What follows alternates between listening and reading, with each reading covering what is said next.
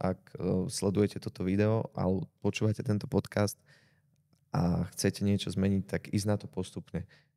Skorý budík pravidelný, to je asi najlepšia cesta, ako začať každú zmenu. Vždy rovnaký čas ráno vstať a večer si ísť láhnuť. To vám uprace aspoň ako tak tú distribúciu energie počas dňa, že unavíte telo v rovnaký čas a ráno bude mať už energiu v rovnaký čas. A tú energiu potom počas dňa už viete lepšie využiť. Takže toto je taká moja úplne že základná vec.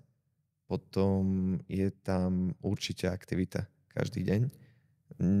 Neprešiel by asi deň bez toho, aby som nemal nejaký tréning. Či už teraz je to kickbox, futbal alebo gym.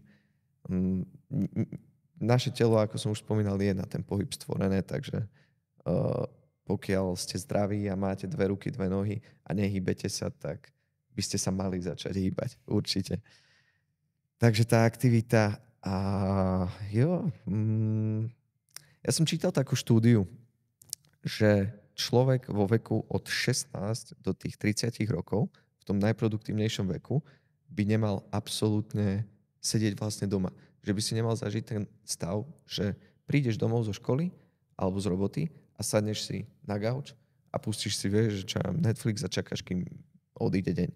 Nevravím, že Netflix je zlý, nevravím, že netreba relaxovať, ale to je ten vek, kedy ty by si mal spoznávať ten svet von, získavať skúsenosti, trénovať, stretávať sa s ľuďmi, nadväzovať vzťahy a mal by si to vlastne využiť vo svoj prospech.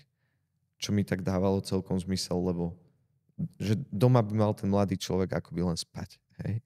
Takže to je také ešte kvázi moje pravidlo, že ľudia ma poznajú, mám takú frázu, že keep pushing.